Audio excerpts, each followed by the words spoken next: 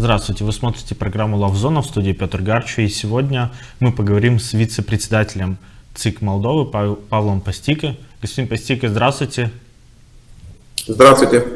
Рад вас видеть, и, конечно же, спасибо, что приняли приглашение поучаствовать в программе. На самом деле, наверное, спасибо за приглашение. Да, сейчас главная, наверное, тема вот в гагаузской политике — это ситуация с выборами в Народное собрание. И, наверное, как никогда роль ЦИКа Молдовы, я давно не помню, чтобы роль ЦИК Молдовы в местных выборах в Гагаузии, да, вот Народное собрание стала такой высокой, да, и значимой. Поэтому, конечно же, очень важно услышать ваше мнение по многим вопросам. И, хотелось бы начать первый вопрос о встрече. Да, вот на этой неделе состоялась ваша встреча с депутатами Народного собрания Гагаузии. Хотелось бы понять, кто был инициатором этой встречи, как это вообще произошло и что обсуждали? Наверное, предпосылкой для организации этой встречи были включительно публичные выступления представителей ЦИК Республики Молдова в отношении выборов в Гагаузии. Мы исходим из того, что в Гагаузии проживает около 130 тысяч избирателей, и эти избиратели имеют право выбрать свое народное собрание.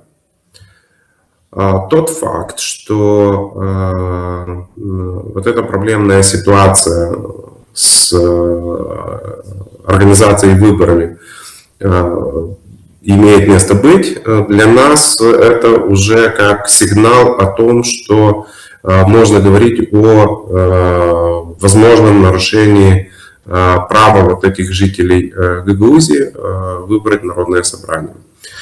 Мы исходим из того, что в принципе, начиная с 2023 года,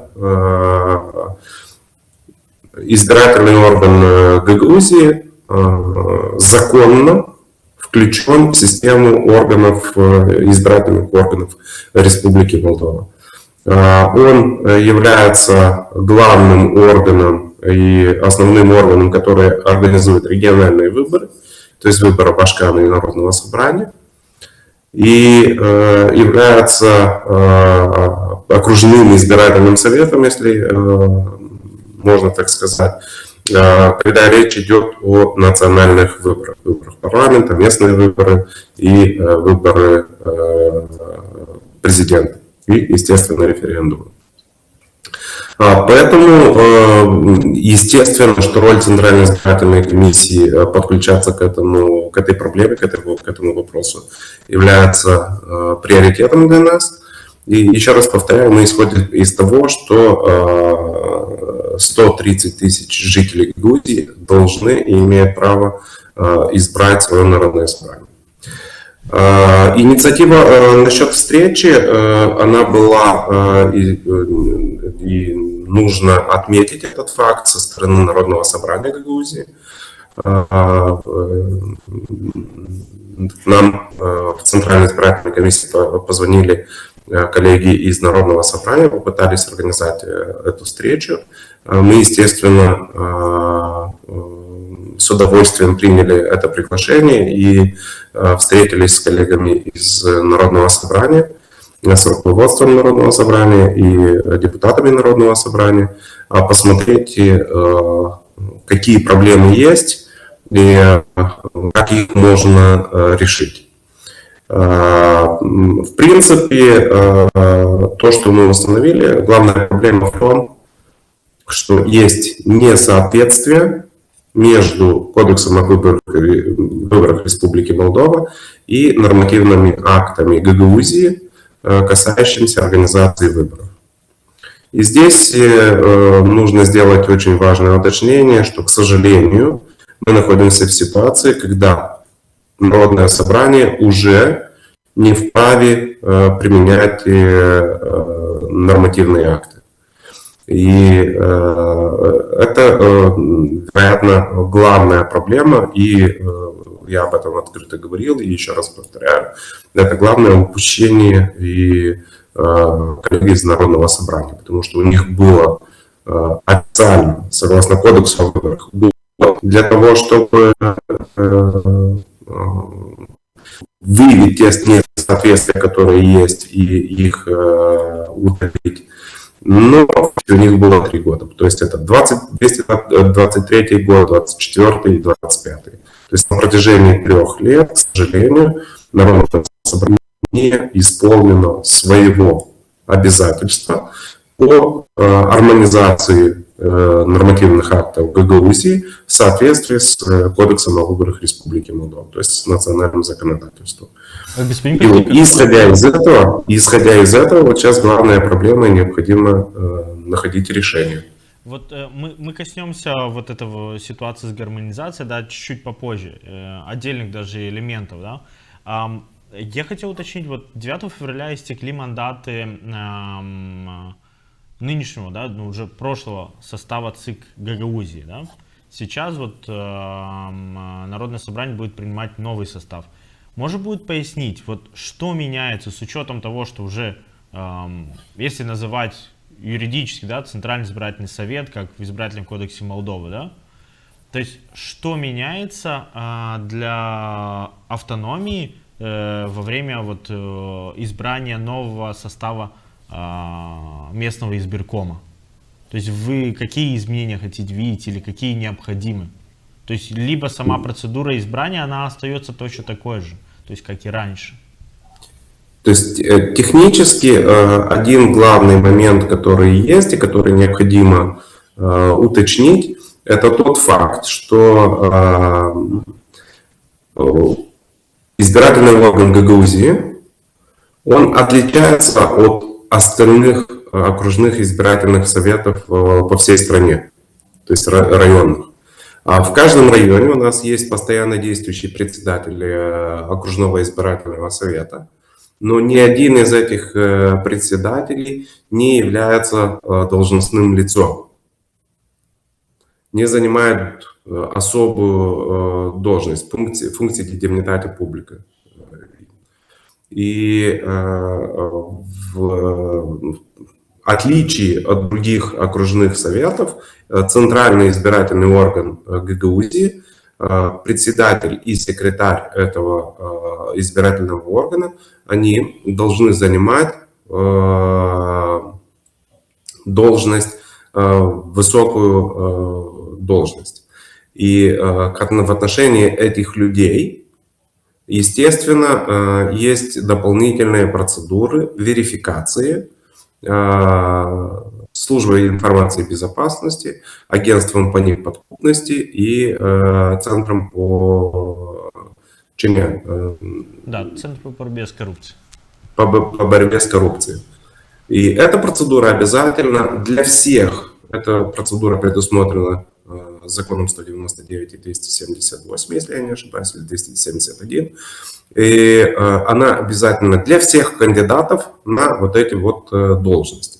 Теперь исходим из той ситуации, что в принципе Народное собрание, исполнительный комитет и представители судебной власти номинируют кандидатов, из которых избираются вот эти 2 человека.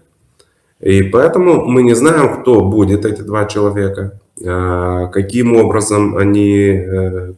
И естественно получается, что они технически получаются как все кандидаты на вот эти вот высокие должности, потому что любой из них может претендовать на функции председателя и секретаря. И до назначения в должность они должны пройти вот эту обязательную проверку. Мы сейчас говорим о 9 членах будущего Центрального избирательного совета Гагаузии, ведь так? То есть не обо всех кандидатах, то есть те, кто уже... Нет, мы сейчас говорим непосредственно о кандидатах на член Центрального избирательного совета Гагаузии. То есть, получается, это проверка, я почему спрашиваю, то есть проверка должна быть еще до голосования в Народном собрании, я правильно понимаю? Лично с моей точки зрения, да. Потому что если этот человек имеет какие-либо заключения или какие-либо замечания со стороны этих органов, тогда или исполнительный комитет, или народное собрание, или представители судебной системы могут не номинировать этого человека. Потому что получается ситуация неординарная. Если они их не будут проверять, да, технически, вот то, что произошло, к примеру, с коллегами, которые были назначены в конце прошлого года, дополнительно были назначены. То есть их никто не проверял. Их назначили, они избрали председателя, секретаря, и только после этого обратились к нам провести проверку. Когда мы направили в документы для проверки, выяснилось, что некоторые замечания к ним есть, к некоторым из них. А какого Я не буду называть на фамилии, я не буду называть... Нет, без фамилии. Может быть, просто какого рода замечания? Я не буду говорить ни о каких, я просто скажу, что какие-либо замечания были. И получается такова ситуация, что, к примеру, Народное собрание назначает, выносит постановление, да, а потом Центральная избирательная комиссия не устанавливает, потому что для того, чтобы подтвердить статус должностного лица, это должно быть решение Центральной избирательной комиссии. Да? И получается, что они номинируют кандидатов и назначают на должность члена Центрального избирательного совета человека, который имеет некоторые замечания, и Центральная избирательная комиссия Республики Молдова не подтверждает их вот эту должность. Опять конфликтная ситуация на, прошу прощения, пустом месте, из ниоткуда. Потому что закон 199 и 271 говорит очень просто. Должны быть проверены кандидаты на вот эти вот должности. Я слышал в Гагаузии такие мнения о том, что вот если будет такая процедура, то возможно политическое влияние Кишинева чтобы кандидаты в ЦИК, то есть новый состав ЦИК был из лояльных людей. И вот мне интересна реакция депутатов Народного собрания. Вы же по-любому на этой встрече этот момент обсуждали с ними, да? То есть были ли у них опасения? В смысле, а каким образом можно повлиять? Ну, например, что вот СИП или там Центр по борьбе с коррупцией или какой-то другой орган на неудобного человека, вот я говорю логику некоторых гагаузских политических деятелей, да, я не говорю, что я лично так считаю. То есть в Гагаузии некоторые опасаются, что таким образом вот через этот фильтр будут проходить только лояльные Кишиневу кандидаты. Значит, давайте сначала так. Во-первых, это положение закона. Через эту процедуру проходят все должностные лица. Да? Эту процедуру проходили и мы, как члены Центральной избирательной комиссии, до того, как быть назначены членами Центральной избирательной комиссии. И нас в юридической комиссии парламента Республики Молдова до того, как назначать, они получили вот все эти замечания и отчеты от всех этих структур, и зная вот эти вот положения, они голосовали за нас. Только таким образом. Это обязательная проверка, которая должна происходить. А как гагаузские депутаты вот, и руководство отреагировало вот на этой встрече? Вы же в любом случае это обсуждали, этот момент с ними? Ну, естественно, они сказали, что они понимают, что это предусмотрено законом. Они не знают, каким образом и как это должно быть, как это должно происходить, потому что это впервые, и мы должны признать этот факт, что это впервые происходит. Это первый состав Центрального избирательного совета Гагаузии, который избирается, можно сказать, согласно норм, должен быть избран согласно новым правилам. И все то, что новое, оно, возможно, поднимает какие-либо вопросы. Для меня чисто риторический вопрос, потому что решение в любом случае принимает этот орган. Народное собрание, исполнительный комитет, судебные инстанции. Что плохо в том, что они будут иметь вот эти вот отчеты от ЦИСа, ЦИБа, ЧНА, и они до того, как проголосовать и назначить на должность какого-либо человека. Потому что они голосуют, не голосует центральная власть, СИС или они, или... То есть это отчет, который прилагается к досье, к административному делу, и потом они голосуют. И на основании тех же документов впоследствии мы тоже будем, вероятно, голосовать и подтверждать либо не подтверждать статус согласно закону 199. Можно уточнение? Может быть, вопрос, конечно, частично политического характера, но он важен.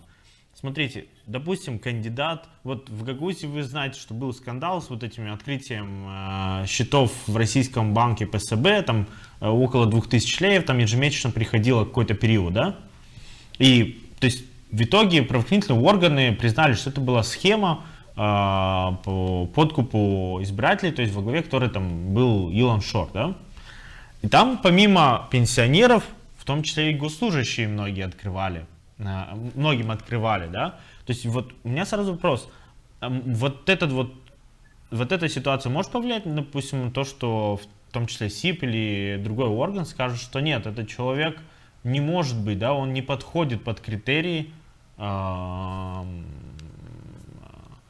члена ЦИС Гагаузии?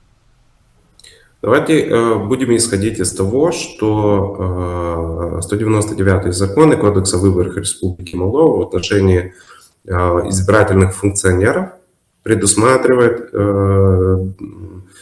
безупречную репутацию, такой термин. Чем соответствует безупречной репутации. Этот факт относителен. Для кого-то он может быть безупречной репутацией какой-либо поступок или не поступок кандидата. Для кого-то это может быть не безупречной репутацией. Да?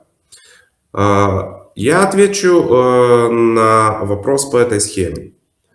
Когда мы на национальных выборах 2025 года, вернее, я начну с 2024 года, потому что в 2024 году впервые эта схема была применена. В 2024 году я лично организовал собрание всех председателей, секретарей окружного избирательного совета и участковых избирательных перед выборами президентскими и референдумом и сказал им следующее. Я знаю, и мы знаем, мы получили информацию о том, что огромное количество людей попали по знанию, не по знанию в эту сетку. Для того, чтобы доказать, что вы попали чисто случайно в эту схему, закон предусматривал возможность чистосердечного раскаяния, и я им сразу предложил, если вы каким-либо образом попали в эту схему, не зная, почему, как и что, у вас есть возможность обратиться в полицию, написать чистосердечное признание, которое, во-первых, снимает ответственность, и, во-вторых, помогает органам правопорядка разоблачить всех членов вот этой сетки. Некоторые коллеги пошли по этому пути, некоторые коллеги не пошли по этому пути. Поэтому уже на выборах 2025 года, когда мы проверяли всех тех, мы, Центральная избирательная комиссия, когда назначали из резерва. То есть тогда, когда партии не назначили своих людей, местная публичная администрация и так далее. И тогда должны были Центральная избирательная комиссия номинировать служащих избирательных функционеров из реестра избирательных функционеров. И тогда мы проверяли этих людей, сделали запросы в полицию и органы правопорядка, если в отношении этих людей, для того, чтобы проверить их безупречную репутацию, если в отношении этих людей были возбуждены и фигурируют ли они в этой сетке. И, естественно, те люди, которые были в этой сетке, мы их не назначали и не номинировали в органы, в избирательные органы. Поэтому я думаю, что точно такой же принцип может быть использован и в отношении этих людей. То есть, если человек признал ошибку, если человек содействовал с органами правопорядка, если человек написал чистосердечное признание, и в отношении него дело было прекращено, я думаю, что здесь можно говорить, что да, человек ошибся, он признал вину, и поэтому можно это считать безупречной репутацией. Даже если такой факт, как подкуп, имел место быть. Мгм. Но тут еще Если есть... исходить из другой ситуации, если он этого не признал, если в отношении него был составлен протокол, и он был признан виновным, я думаю, что мы сейчас в таких обстоятельствах говорить о безупречной репутации трудновато. Ага, понятно. Господин Пастика, хотелось бы вот коснуться темы гармонизации.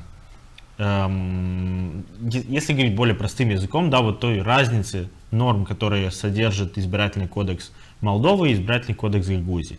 То есть в избирательном кодексе уже появилась отдельная статья, которая там описывает, да, выборы вот, в Башканы и выборы в Народное собрание Гагаузии. Да.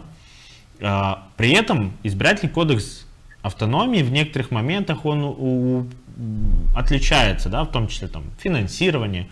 Вот хотелось бы понять, на ваш взгляд, какие самые важные моменты. Вот НСГ сейчас не может, как вы и сказали, да, принимать поправки.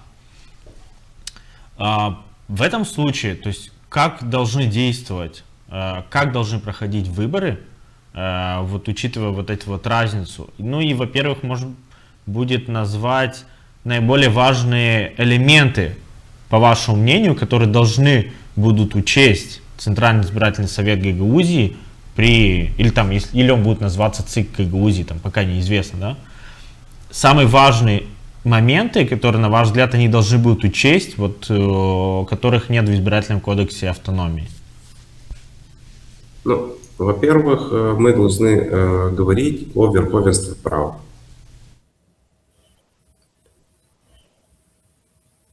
Кодекс о выборах Республики Молдова превалирует. И это норма, которую должны нравиться или не нравиться, но признать все.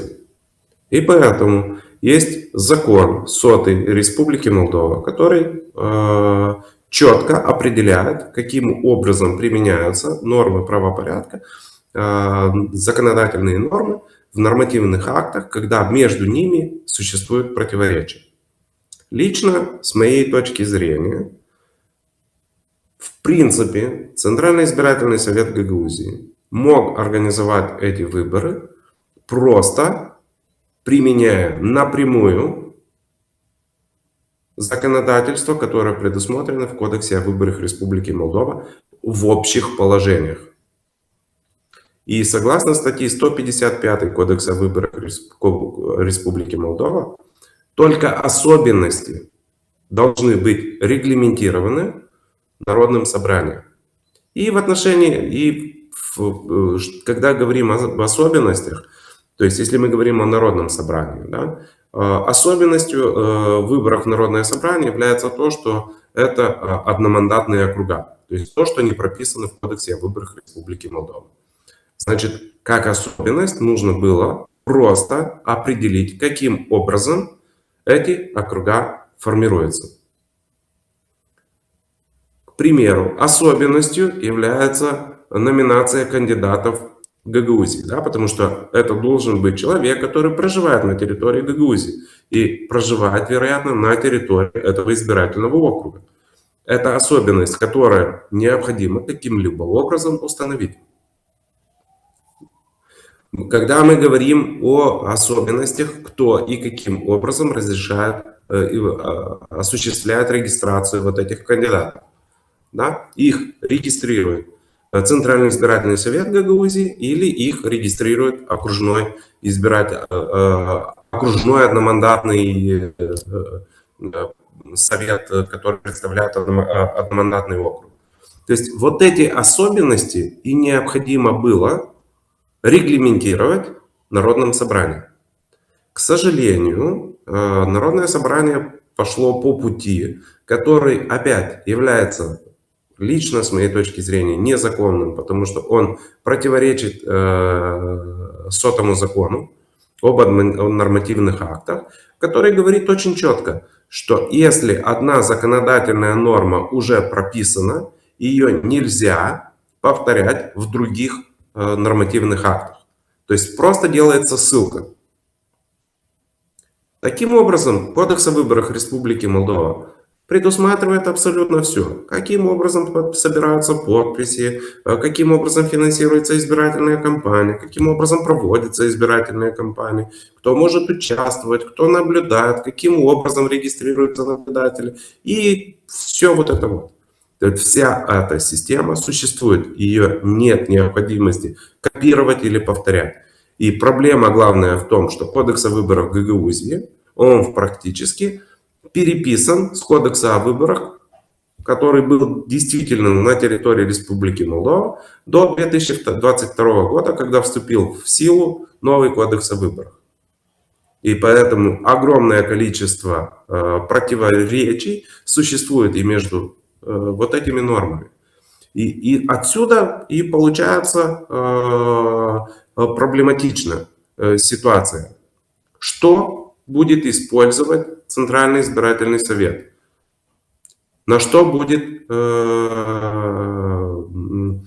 скажем, опираться? Что он будет считать особенностью, а что будет не считать особенностью? То есть вот из-за этих возможных инцидентов и очень трудно организовать выборы. Поэтому я еще раз настаиваю на этом, что мы должны обратить внимание только на особенности. Да, и главной особенностью, естественно, является назначение Центрального избирательного совета.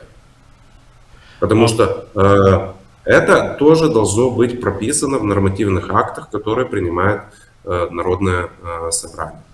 Господин Пастик, вот мы были с вами на одном совместном мероприятии, да, это было в Камрате, по-моему, в январе, если я не ошибаюсь. Вы выступали в том числе, тогда я вам задавал вопрос, на ваш взгляд, да, то есть могут ли быть проблемы из-за названия местного избиркома в автономии, да? То есть ЦИК Гагаузии или ЦИС Гагаузии. Вы тогда говорили о том, что вы не видите в этом проблемы, то есть небольшая прям разница. После этого мы увидели о том, что все-таки название привело вот к проблемам, да, то есть госканцелярия, в том числе из-за названия, протестовала декабрьское назначение до избрания 4 членов ЦИК Гагаузии. Сейчас вот ваше мнение из этого изменилось, то есть вы бы что посоветовали, в том числе депутатам, потому что вот в пятницу заседание Народного собрания, да, то есть и в материалах повестки опять указан орган ЦИК Гагаузии, да, то есть мы знаем, что уже есть прецедент, что вот госканцелярия протестовала, пока решение приостановлено, да, то есть нет решения суда, но и депутаты все равно выходят с инициативой, то есть что в любом случае у нас название ЦИК Гагаузии. Вот вы как видите это решение? Ну, давайте немного расставим точки над «и». Я всегда говорил, что в Республике Молдова может существовать только одна Центральная избирательная комиссия. И это Центральная избирательная комиссия, которая находится в муниципе Кишинев, улице Василия Александрии, 119. Потому что название Центральной избирательной комиссии – это конституционное название, и оно предусмотрено в Конституции. Поэтому все остальные положения в других нормативных актах, которые не соответствуют положениям Конституции, естественно, не могут быть применены. Еще раз повторяю, отношусь к сотому закону об нормативных актах и действия нормативных актов на территории Республики Молдова.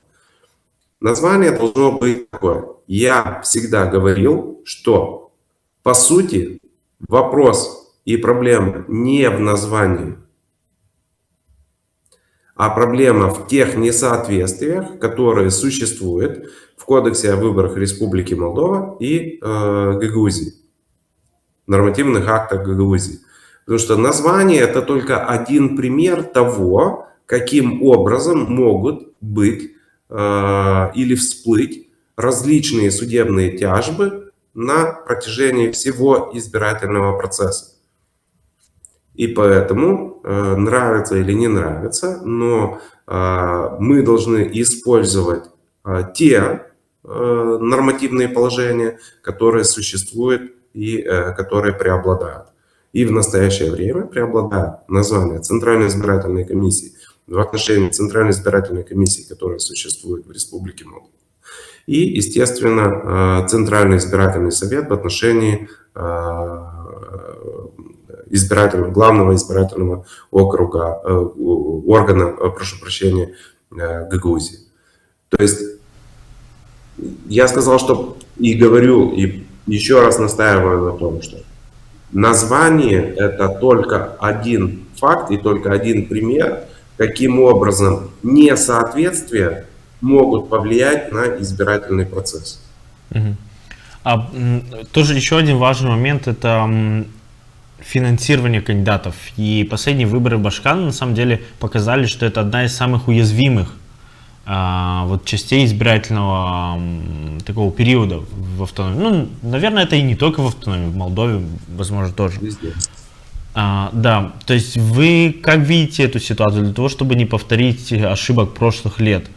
Потому что я помню, что в ЦИК Гагаузии там некоторые говорили, ну у нас нет таких полномочий, то есть в нашем избирательном кодексе нет таких полномочий, и мы физически не можем проверить, вот что бабушка, допустим, с Бессарабки, она действительно отдала 10 тысяч леев за Евгению Гуцул, да, в фонд, либо же там это подставное лицо.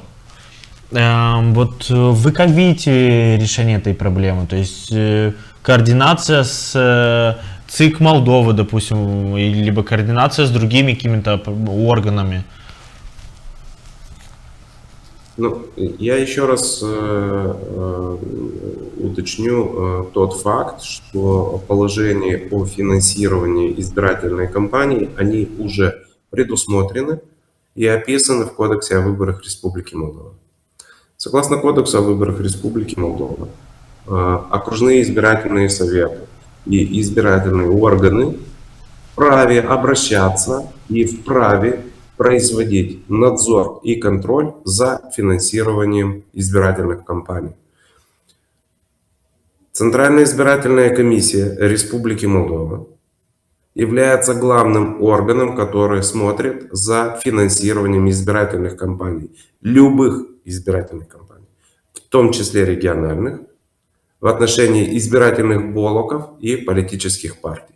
То есть все те кандидаты, которые будут номинированы политическими партиями, избирательными блоками на региональных выборах, не имеет значения, это народное собрание или это выбор Башкана, проверка, надзор и контроль – это ответственность Центральной избирательной комиссии Республики Молдова. Только в отношении независимых кандидатов контроль и надзор финансирования на ответственности органа, который регистрирует этого кандидата. И если здесь будет речь о округе, окружном избирательном совете, я не знаю, по одномандатному округу, или Центральном избирательном совете Гагаузии по независимым кандидатам, то они вправе и уполномочены производить надзор и контроль. То, что они этого не очень-то умеют, это другой вопрос. Но это не означает, что они не вправе и не могут. Господин Постикин, тут получается, я извиняюсь, что вас прерываю, специфика выборов в Народное собрание Гагаузии в том, что большинство, да, кандидатов, они идут независимыми. Даже если они там, мы знаем, что относятся к каким-то партиям, ну так сложилось исторически, что в основном стараются идти как независимые. Да, то есть и получается, что, ну там, допустим, около 100 кандидатов, 120, то есть физически местный избирком в автономии разве сможет это все проверить? Без, я имею в виду, без поддержки даже ЦИК Молдовы. То есть по независимым, если большинство независимые кандидаты. Да, они могут и должны это сделать. количество кандидатов не предлог для того, чтобы не исполнять положение закона и не проверять финансирование кандидатов. Потому что даже, допустим, если для них это будет большое количество кандидатов, они вправе всегда запросить помощь органов правопорядка, потому что, естественно, этот контроль и надзор не производит единолично избирательный орган, то есть он всегда полагается на информацию, которую получает из различных средств, включая публичные средства, журналисты, которые делают различные инвестигации. То есть мы всегда на это опираемся.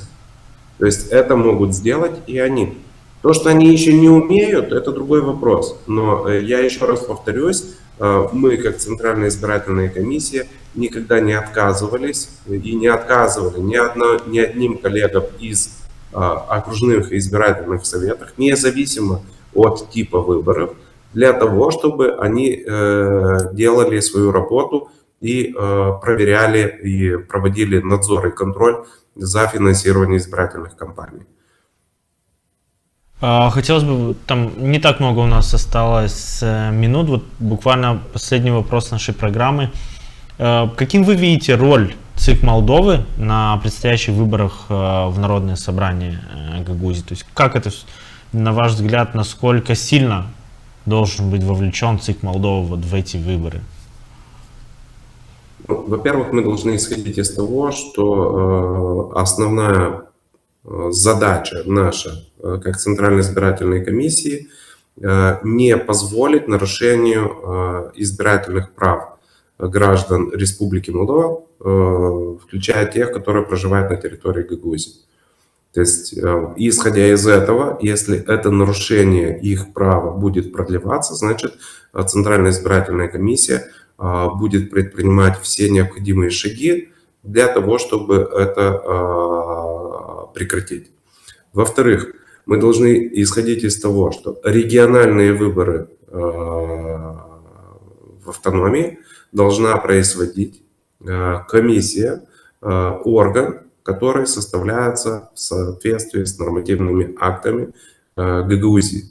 То есть это должен быть отдельный избирательный орган Гагаузии, который является главным актером в организации этих выборов. Центральная избирательная комиссия будет предоставлять всю ту помощь, которая необходима. Предоставлять технические компьютеры для регистрации, доступ к списку избирателей, доступ к системе, куда должны кандидаты независимые и партии сдавать финансовые отчеты, помогать технически, каким образом и как можно проводить надзор и контроль. Всю вот эту методологическую помощь мы с удовольствием будем предоставлять, если она будет затребована. Если она не будет затребована, и мы не увидим нарушений, то, естественно, мы не будем реагировать. И если мы увидим какие-либо нарушения, как это было и на выборах Башкана Гагаузии 2023 года, мы будем реагировать, и мы будем делать заявления в отношении коллег из избирательных органов Гагаузии для того, чтобы они предприняли соответствующие действия. И если эти действия не будут предприняты, опять же, по аналогии с выборами 2023 года, мы по закону будем реагировать. Если мы установим факты незаконного финансирования, и коллеги не предпримут никаких действий, к примеру, не возбудят те дела по административным правонарушениям, значит, это будет делать Центральная избирательная комиссия, потому что мы не допустим нарушения избирательных прав граждан Республики Молдова, включая граждан Республики Молдова, которые проживают на территории Гагаузии. То есть это не должно расцениваться как вмешательство и тому подобное. Это должно расцениваться как помощь там, где это трудно, там, где это невозможно собственными силами. Но, опять же, если мы увидим нарушение и не будут реагировать коллеги, да, и у нас будут законные основания реагировать для нас, значит, мы будем реагировать. Ну, кстати, это... И это касается всех региональных выборов, которые будут. На самом деле, вот эта претензия звучала от многих, почему Кишинев, там не имелось в виду именно ЦИК Молдовы, да, в целом, почему Кишинев, то есть официальные власти Молдовы, как бы закрывали глаза на вот избирательную кампанию, которая происходила в Гагаузии в 23-м году, я имею в виду. Господин Постика, я вас благодарю за участие, конечно же, будем... Единственное, но мы не закрывали глаза, мы уведомили официально, письменно коллег из ЦИКа Гагаузии в то время, они не отреагировали, и мы возбудили более 100 дел по незаконному финансированию избирательной кампании. Не только Башкана, который выиграл выборы, но в отношении всех кандидатов, где были нарушения. Ну, нам от этого легче не стало, потому что Евгения Гуцул по итогу стала Башканом, и апелляционная палата признала ее мандат. Хорошо, господин Постика, я вас благодарю за участие в программе, и, конечно же, будем следить за развитием событий. Всего доброго. Уважаемые зрители, напоминаю, что вы смотрели программу, в которой гостем был вице-председатель ЦИК Молдовы Павел Постика. Оставайтесь с нами и до новых встреч.